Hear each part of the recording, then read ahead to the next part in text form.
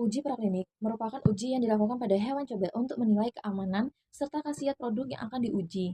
Uji praklinik sendiri merupakan pembuktian keamanan dan kemanfaatan suatu produk atau bahan obat bahan alam pada hewan. Uji tersebut diperlukan untuk pengembangan suatu produk obat dari bahan alam sebagai data pendukung untuk registrasi jamu atau obat herba standar dan juga atau fitofarmaka. Kemudian produk yang memerlukan uji praklinik tersebut merupakan produk yang mengandung bahan baku yang belum diketahui keamanannya. Kombinasi dari bahan baku baru atau kombinasi bahan baku yang berpotensi memiliki efek yang tidak diinginkan. Atau dapat dilakukan pada produk jamu yang ingin didaftarkan sebagai obat herba terstandar atau fitofarmaka. Prinsip etika yang harus diterapkan dalam desain uji praklinik menurut Undang-Undang Nomor 18 Tahun 2009 Pasal 74 Ayat 1 hingga 2 menjelaskan bahwa dalam rangka meningkatkan pemanfaatan hewan sebagai hewan model penelitian harus dilakukan di bawah penilaian dokter hewan yang kompeten berdasarkan etika hewan dan etika kedokteran hewan dan dengan mempertimbangkan kesejahteraan hewan. Selain itu, pelaksanaan dan penerapan kesejahteraan hewan dijelaskan secara rinci pada PP Nomor 95 Tahun 2012 Pasal 97 dan 98 terkait praktek kedokteran mengenai kesejahteraan masyarakat, veteriner, dan kesejahteraan hewan. Peraturan terkait clearance etik riset tercantum pada Peraturan Menteri Riset dan Teknologi atau Kepala Badan Riset dan Inovasi Nasional Nomor 22 Tahun 2022. Aspek penelitian menggunakan hewan wajib memenuhi prinsip yang pertama kesejahteraan hewan. Penelitian melibatkan model hewan dengan perlakuan yang menyebabkan penderitaan hingga kematian.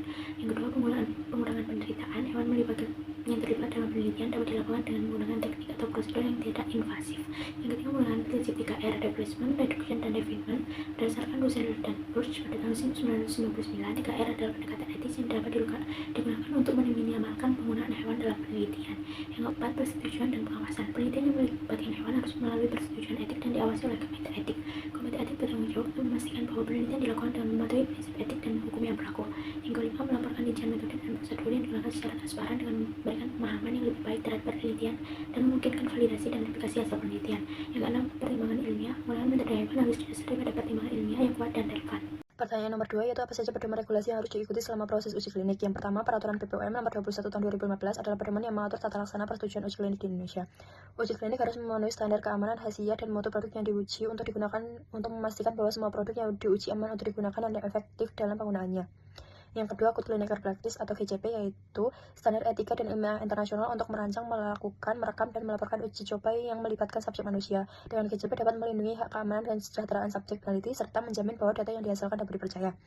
Yang ketiga, pedoman uji toksisitas berdasarkan PPOM Nomor 7 Tahun 2014 yang mengatur pedoman uji toksisitas yang mencakup pemeliharaan spesies hewan uji, cara pemberian sediaan uji, dan prosedur pengujian yang digunakan untuk mendapatkan data dosis respon yang akurat dan mengidentifikasi potensi toksisitas dari bahan yang diuji.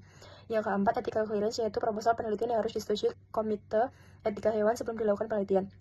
Setiap penelitian harus mendapatkan persetujuan dari komite etika sebelum melaksanakan dengan tujuan untuk memastikan bahwa peneliti dilakukan dengan cara yang menghormati hak-hak subjek peneliti dan meminimalkan risiko terhadap kesejahteraan hewan.